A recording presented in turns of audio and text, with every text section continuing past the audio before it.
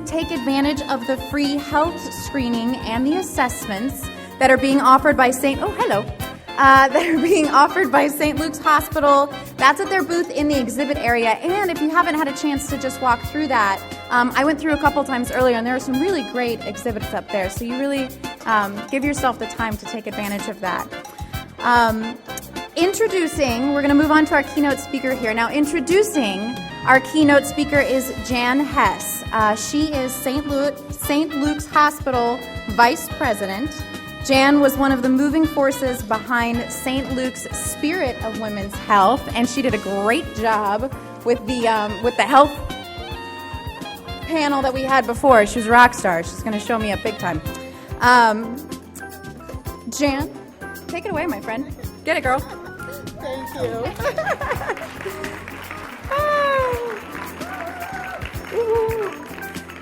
Oh, it is my pleasure to introduce our next speaker.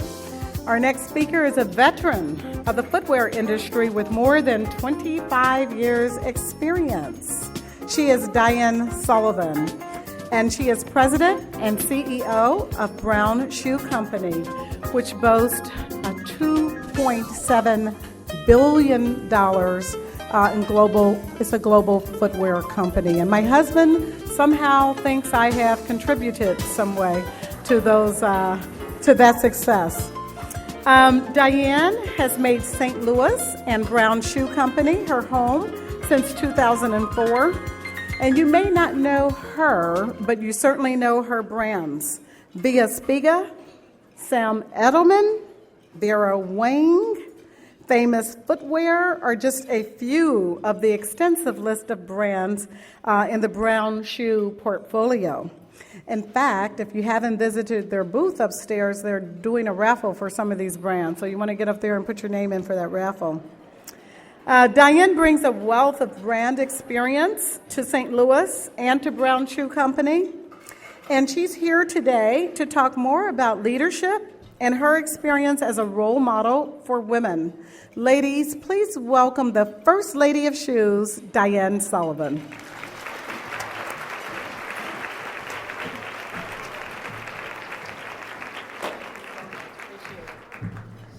Hi.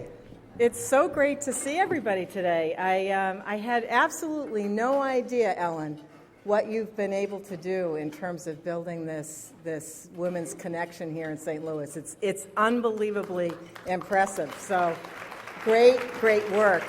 And thanks for the kind introduction, and thank you so much for your contribution to the footwear industry as well. I really appreciate that a lot. So I thought for the next half hour or so, I wanted to talk to you about a couple things. First thing is, if you'll indulge me, I'm going to tell you just a little bit about Brown Shoe, because you're not going to believe this. But as I travel around and talk to people in St. Louis, some of them really don't know about our company and what brands we have, so I'm going to tell you a little bit about that. A little bit about some fashion trends coming up, because how can you have a room full of 850 women and some guys, too, I see out there, and not talk a little bit about leading fashion, right? And then more importantly and more seriously around leadership principles, and some of the things that I've learned along the way of the journey of life. So with that, I'm going to start. Let me just tell you a little bit about Brown. I don't know if you knew this, but we actually have a 130-year-old history here in St. Louis. The roots here in this community are incredibly deep. And it's every time I come to an event like this today, I just happen to sit at lunch with some folks today. We already had connected about how someone's father had worked at Brown Shoe Company. So been here 133 years, but it's really much more than that. It's really about the connection with the community and the people and the philanthropy that the company has had over many, many years. But more so than the past, it's really about the future. Today, as you heard, we're about a $2.5 billion company, a leader in the footwear industry. We're very, very focused on being a consumer-driven company.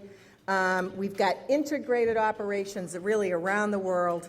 And what we've really tried to do is really been focusing on thinking about what are some of the macro trends that are going on out in the marketplace, and how did a lot of our brands line up in the marketplace. So we talk a lot now about the contemporary fashion as being a big platform for our company, for the role of family to be a big one, along with healthy living. And you'll see a little bit more about that too. Now, although we're headquartered here in St. Louis, and this is the bulk of really where all of our associates' employees are, you probably don't know that we also have contemporary fashion operations on Fifth Avenue in New York, athletic brands like Avia and Rika that are out in Aliso Viejo, California, and we have sourcing operations that are located in Dongguan, China, and actually some of our retail operations there too. 1,300 famous footwear stores, as you can see.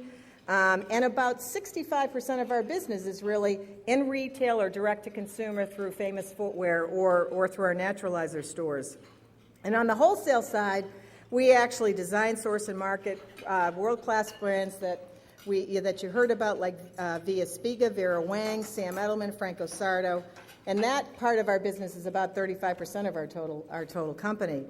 And when you take a look at the marketplace and kind of how we rank, we are one of the top footwear retailers, so we are really number 6 or 7 in the total marketplace and the landscape. Again, I love to share this information to sort of share the pride in what we're really doing here and emanating from St. Louis. And we also are the second largest women's fashion footwear wholesaler, and with peers like Nine West, Nike, and Steve Madden. So clearly, definitely a force in the marketplace. But, one of the things that we've been doing over the last couple of months, and I'd say probably the last 12 months, we really have been, trying to look at whether it's retail or wholesale or, whatever brand you work on, really felt that we needed to develop a purpose-driven mission statement in our company.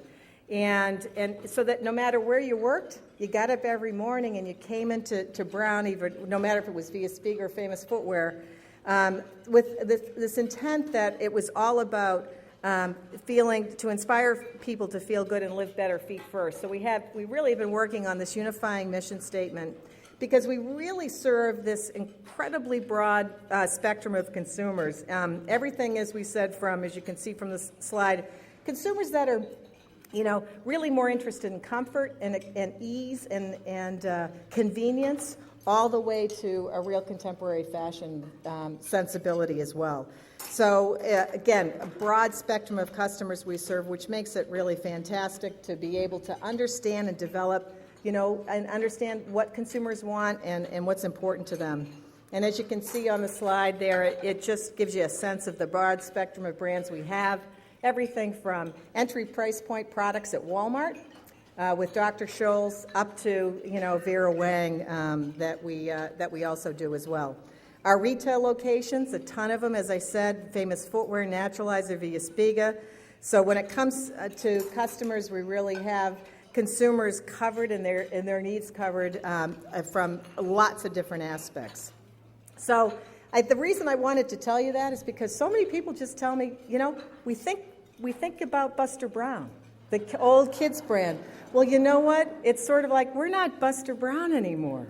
We are a modern, contemporary company that's really rebuilding itself to stay connected with what the future opportunities in the world landscape is all about. So I really wanted to share that with you so that you feel great about the company, you feel good about the community here at St. Louis, and frankly, it's okay with me too if you want to be ambassadors of our brand, so you can say a little bit about what you know about Brown Shoe Company. So really appreciate the opportunity to share that with you.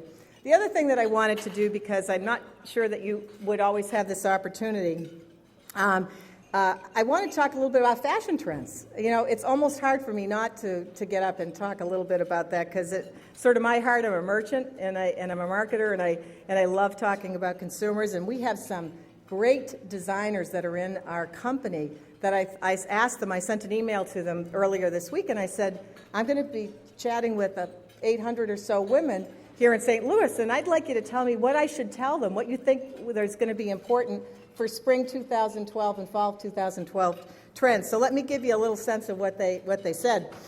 We have this brand new designer. His name is Edmundo Castillo. He came from Sergio Rossi. He's a Spaniard. He's absolutely gorgeous, smart, all of those things. And just absolutely love him to death. And he has just extraordinary experience in understanding footwear and the landscape and market trends.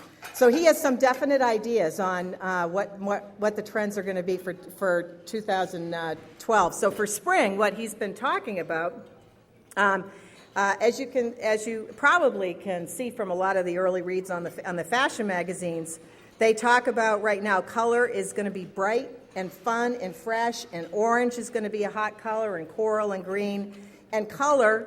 And actually, I never wear color, so I have red on today, which is a total surprise because I wear black, but they say it's the new black. So color is the new black.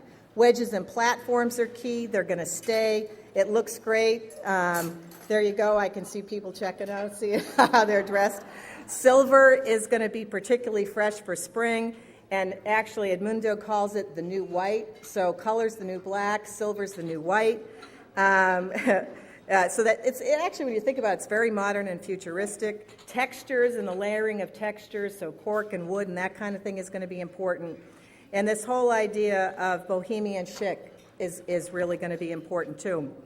And it's funny, not a big surprise in terms of 12, he's talking about color again, but the addition of pastels. Moccasins are coming back, T-straps are coming back. But if you're looking for something that's a little more substantial and rugged, there's this whole thing, you've seen the biker chic stuff that's been going on. Well, now it's transitioning, and it's going to be much more about military chic stuff that's going to be coming out. So a lot of zippers and that kind of stuff. And when it comes to trends, he's in all the fashion magazines. So, you see a lot of what he does. So really, that's what Edmundo had to say. Now, we also talked to Vera Wang. And I wanted to see what she thought about trends for 2012. And she's an interesting character. Unbelievably successful. But it was the first time I met her was a number of years ago before we signed the license agreement with them. And she, wouldn't you expect, I don't know if you agree with this, but my expectation was that she would be, very sophisticated, very soft, relatively soft, feminine. Not the way at all. Strong, bold, loud, a mover and a shaker. The antithesis of the bridal, expectation that you would have. And guess what? Her footwear and her aspirations around footwear kind of follow her particular personality and her sensibility of things. So what she wanted me to convey to you, that she really thinks that for 12, her whole collection was about undergarments and lacing. And her shoes, it was about the next generation of modern with sharp lines and contrasts. Her clothes are very detailed with lots of different layering. And you get this sense of a different cut and a different kind of crafting with attention to detail. So she's been talking about, for a 2012 shoe line, she's into a much tougher, more modern construction. She likes covers really the spectrum. Ballets and flats are really comfortable, and you can see that she does that as well. But she also does mid-heel heights and high platforms. But she's really all over the board, much more aggressive than what you would expect to think. But a lot of the sensibilities, you can see some of the major trends, same as Edmundo. And for sure, you've seen her in all sorts of fashion magazines. Has an interesting business model too. Not only can you buy her at the collection end or where we sit, which is really what we call the bridge category in footwear, she's also doing that Simply Vera line at Kohl's. So really finding ways to make her brand a lot more accessible in the marketplace. So kind of an interesting woman, very different than what you might expect, but really always fun to talk to. And lastly, I asked Sam Edelman a little bit about trends too, and I don't know if you follow his footwear or not, or you see him. He's a character as well. He would love to be here with all of you. Yeah, he's been in the industry for a long time. He's I think probably one of the best folks that I've ever met that can sort of see over the horizon and figure out how to merchandise it and put it all together. And he talks about for Spring 12, he's excited about the reintroduction of color, as Edmundo is, and he's targeting what he calls the surfer girl chic. He talks about wedges just like everybody else. But he's talks a lot about the 70s and the 70s glamour, and you can see some of his footwear there. And then going into fall, I'm not sure what this really means, but he talks about vintage cowboy, which is an interpretation of an iconic American look with a Parisian twist. That's a bit of a tongue twister, but that's what he thinks. He talks about it's vintage cowboy movie star meets Jimi Hendrix and Janis Joplin. So, but anyway, so you can see that he has a number of things like that. And actually, he's opening a new store in Soho in the next couple of weeks. We're excited. And again, always in fashion magazines that you read. So again, lots of consistency there in the trends. And then lastly, because I had to ask our hometown group, so we have a group of buyers and designers, and I wanted to put the faces of them up there about what's going on with families and athletic. And you can see that our teams here in St. Louis are really this whole athletic influence. At Famous, about 50% of our business is actually in the athletic category.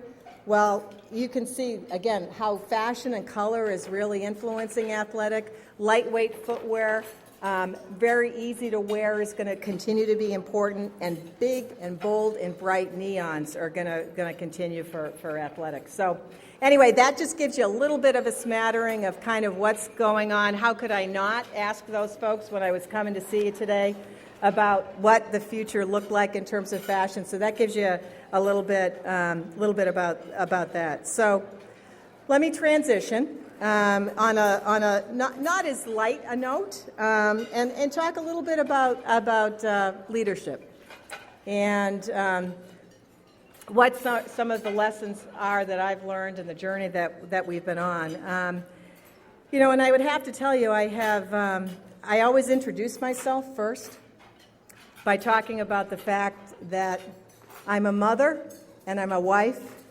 and then I'm a business person. And I'm a wife to Mike for 32 years. I can't believe it. I'm a mom of Allie and Kaylee, 30 and 27, which are Mike and my most, I guess, prized successes and possessions. I absolutely love them to death. And then lastly, I'm a business person. And I don't think there's ever been a time in my life where I've not been clear about what the priority order of things are. And you have to absolutely always have that. And that said, leadership really is not, it's really not the end game. You can't think about leadership in a silo. My personal philosophy is about it, that it's really the development of your work, your personal life, the experiences that you have, and how do they begin to craft your character along the way in your life? Both the good and bad experiences, right? It's not just about the good. You learn as much, if not more, from some of the mistakes you've made, from some of the challenges you've had. So for me, it's really been a mix of all of those things in my life. So I'm not going to just talk about work. I'm going to talk a little bit about both. So a little background on the early years for me. I was raised in New England, outside of Boston. I'm a first-generation American. So my mom and dad came from Europe, worked their way up, weren't educated, didn't have a college degree, so you can imagine sort of what it was like in my house and what I was taught in terms of, really the New England work ethic. It's about what you earn every day. It's not what's given to you. So from a very early age, I was really taught about the earning and side of life. I had the opportunity to go to college. I was actually first one in my family that went to a four-year college and graduated. I went to Boston College. I got my MBA from Babson College. So very different. My mother, I can still remember, my mother's not with us anymore, but I remember her telling me, that her parents really didn't believe that it was the right thing for her to go. So when I had the opportunity, or the message she used to always talk to me about was, she said, look at Diane, you've got to make sure that, hopefully, this was before I met Mike and all that, but she said, hopefully you'll find a man that you love, you get married, and it'll all work out great. She says, but might not. You might really need to make sure that you can stand on your own 2 feet, and you can provide for yourself, you can take care of yourself.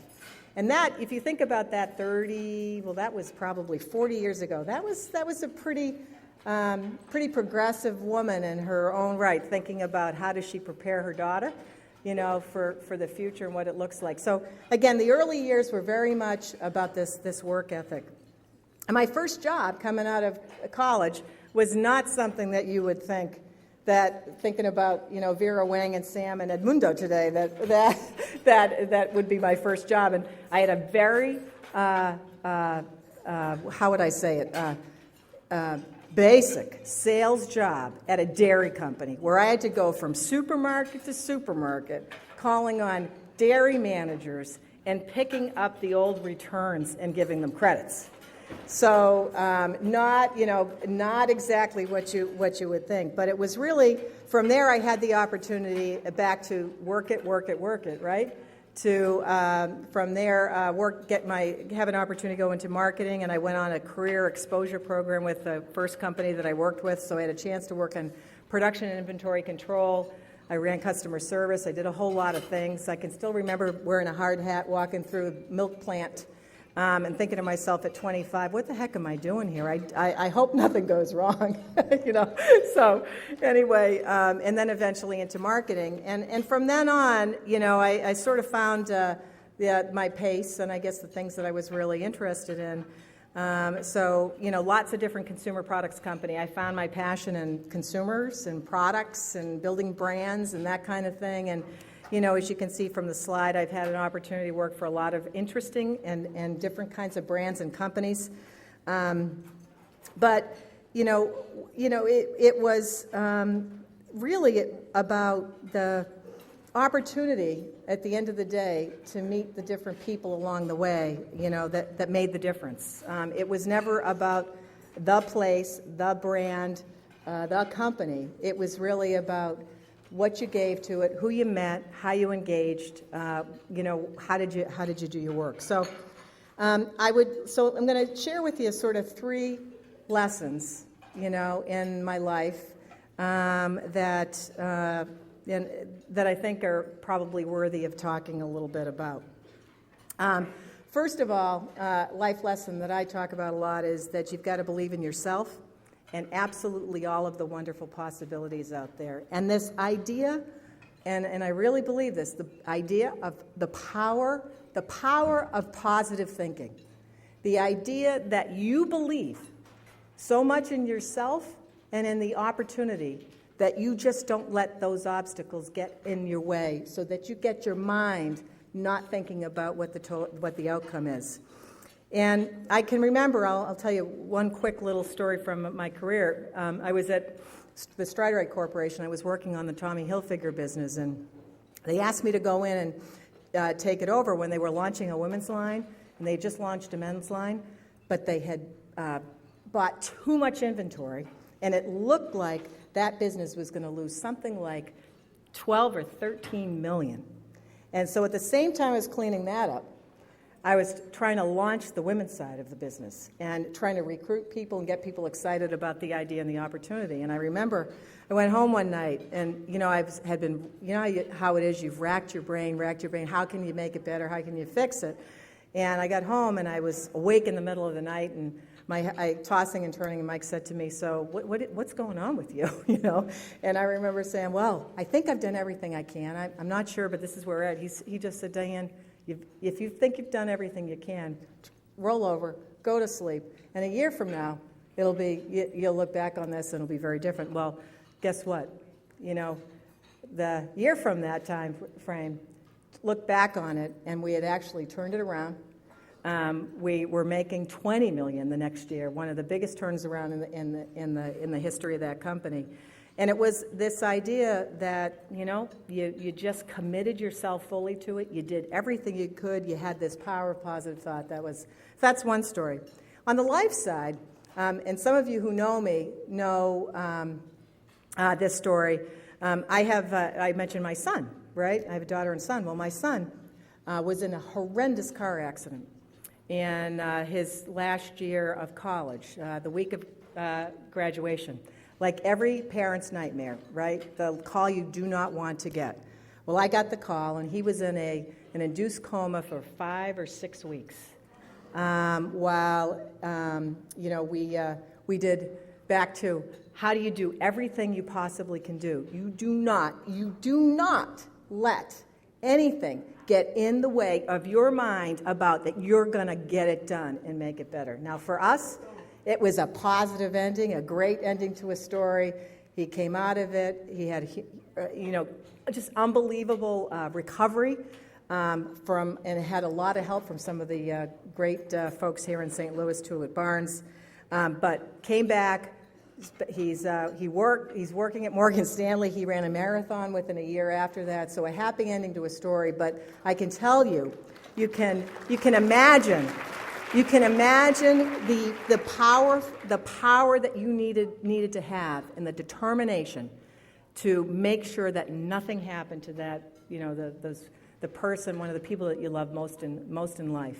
So I think those two things in my life sort of proved to me, while you always have, there's always a little bit of a nagging doubt, right? You wouldn't be human if you didn't have it. That you can make things happen. You can make it happen, and don't let anything get in your way.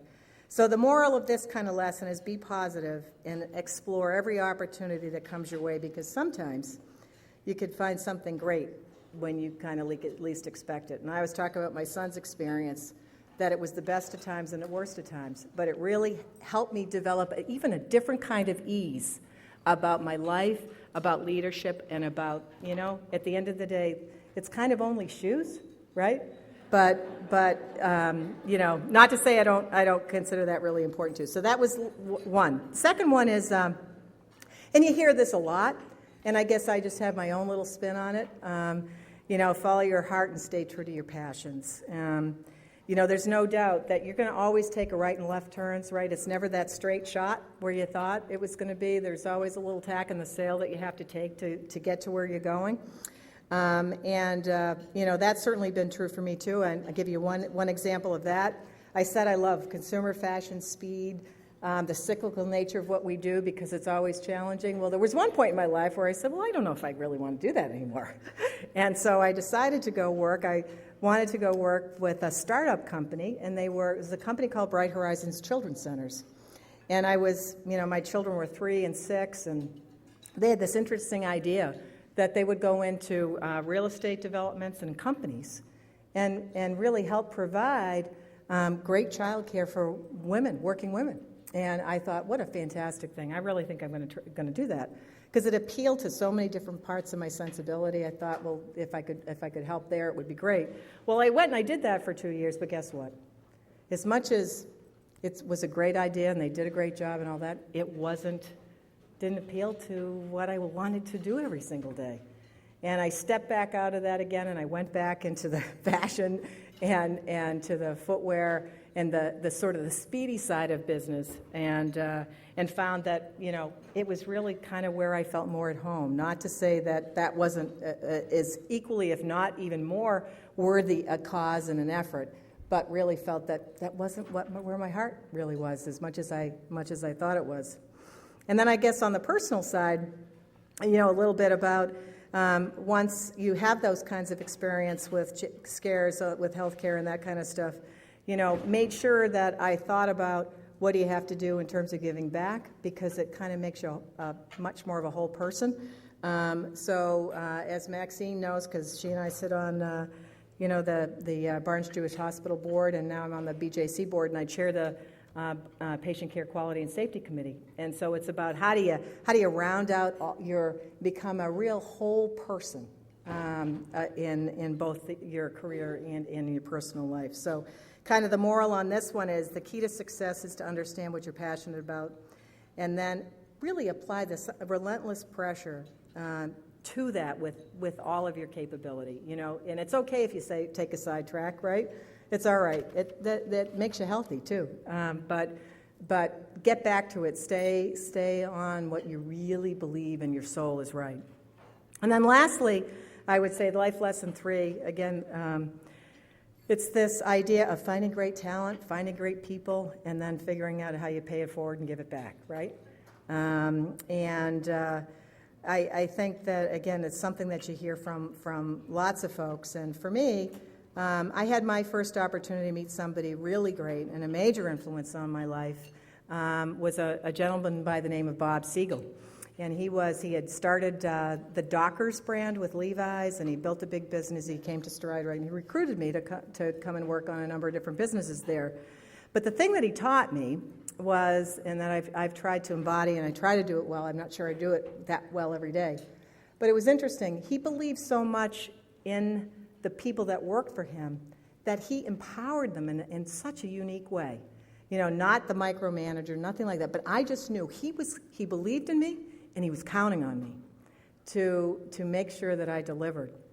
And at that same time, I simultaneously began to understand the kind of the power and the responsibility that comes with being a leader, because he also was the one that actually promoted me, and I went to be the first time as a division president, And I laugh at this story sometimes. I remember all of a sudden that actually people noticed where I went for lunch, where I was going, because before, you just felt like no one really cared. It wasn't your personal, what you were doing didn't really matter. Well, then you realize the personal responsibility that you have about every interaction that you have with each person you meet, and the responsibility that you have to do the very best that you can. And so for me, I guess what I took away there was the how important it is on the receiving end, that belief, that to let people know how much you believe in them, how much you trust them, and how much you're counting on them in the most positive sense. So I try to make sure I embody that all the time.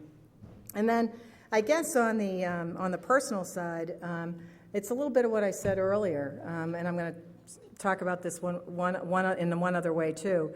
That when I came to St. Louis, I came from Boston, right? Bigger community. I'd been in New York a lot. Came to St. Louis. It feels like it's like the best of being in a big town. The people, you get to know the people so well.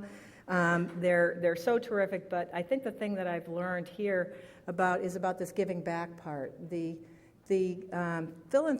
philanthropic efforts that go on in this community are just amazing, and it reaches so deep, into the city that it's really amazing. So I have to say that I've sort of learned a lot from that, and I made sure that I'm really trying to do as much as I can to continue to be the best I can be in terms of contributing that way too. And then lastly, I wanted to share this too, because I get this question all the time about balance. And I say what? What? Are you kidding? What is it? I don't know. I haven't really found it myself, because there's some times in your life, right, that there's a lot of pressure. You got to do a certain thing, and then there's other times you find balance in other ways. But I would share this one story. I had the opportunity, maybe it's now, 15 years ago. I went to spent a week at a place called the Center for Creative Leadership. And I spent a week with 10, I would say presidents and COOs of companies. And you did a lot of work there. You learned about what your impact on people was. You did a lot of introspective thought about, what you're doing in your life and that kind of thing. And they sort of came out at the end of it. And it's something that I've carried with me, because I don't think I did a good job at all prior to that time. And they talk about there's sort of 4 things that you have to think about in terms of balance. And the first one is this concept of self, right? That if you're really not taking care of yourself, it's hard to take care of anybody else, job, family, whatever. So this whole idea of taking care of yourself. So that was number one. And sometimes that was on the bottom part of the list, but you figured, once you really thought about it, you said, I better kind of figure out how I'm going to do a little bit more of that. So this idea of taking care of yourself. Second thing you got to make sure is straight is your family. Families too. You can't, if things aren't, I even know today, if something's not right with my children or my husband, then I'm just totally off, right? So you really want to make sure that you're taking care of your family and you're focused on that. The third thing comes work, right? Third thing is work and making sure you're doing the things that you need to do at work. And then the last thing is sort of when you've sort of been able to find that balance, that time, it really is about the community. And if you can find ways to make sure that those four things in your life, and it never is easy, right? But those four things, if they're in the right kind of balance, you found the balance. It doesn't mean that you're not working hard. It doesn't mean you're not busy. It doesn't mean any of those things. But it's the emotion around those four things that is what you constantly strive for.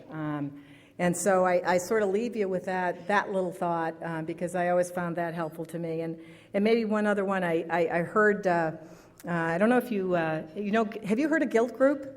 On the online fashion company? You should, yeah.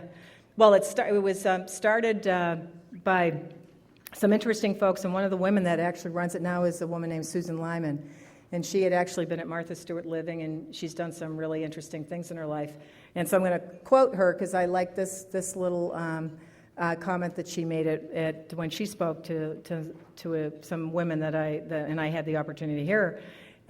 She said that what she does every day, and I've been trying to do this, but I still haven't done it either. But she says 1 hour every day, 1 hour every day, she just gives time for herself. If it's at the office, she shuts the door, and she says she could be working on whatever it is she wants to work on for that point in time. But no matter what, 1 hour every single day. It could be over lunch, it could be at night, it could be in the morning, gets up early, whatever it is. But somehow 1 hour every day is time for reflection and thought about, it could be that self, it could be the family, it could be the work, it could be the community. But some way of doing that so that she has that ability to not to feel like you're always running from kind of one thing to the next, but you're resorting those priorities in the best way that you possibly can. So I thought that, I liked that too. I thought that was kind of interesting, and I remembered that this morning, so I wanted to share it with you. So anyway, I can't thank you enough. I really appreciate the opportunity to speak with you all. I hope you learned a little bit about my company, Brown Shoe. But more importantly, I wanted you to learn a little bit about me. And hopefully I've said some things that maybe one or two that made you think about things a little bit differently and touched you in a different way. So anyway, thank you. I really appreciate it. And Ellen, thanks so much for this.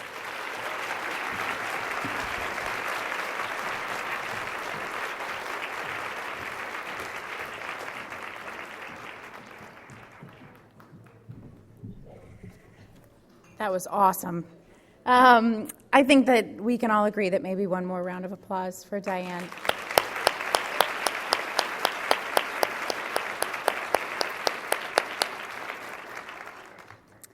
I'm supposed to remind you of some things, but I'm going to say something too. As someone who's relatively new to the St. Louis area, my husband is from here, and who's someone who's starting my own career here, it is absolutely remarkable to see so many powerful women in this room. And I'm reminded by speeches like that there is a power born in you that is yours, that can never be taken from you, and it is remarkable to have this opportunity to really be here to take a moment, a well-deserved moment, to encourage and foster and celebrate that in each and every one of you. So this is awesome. Thank you for having me here.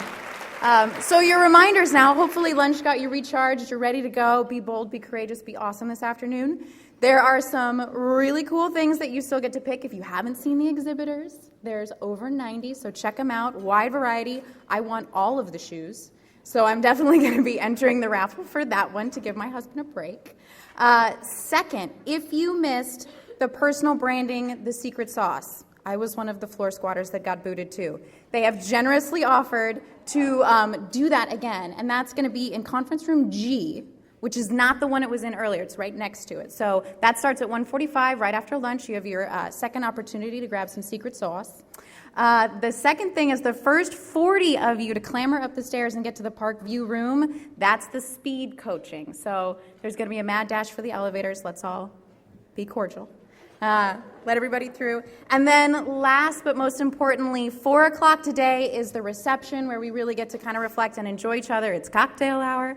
And at 4:15, they will be announcing that iPad 2 winner. So definitely make sure you stay tuned for that and have fun.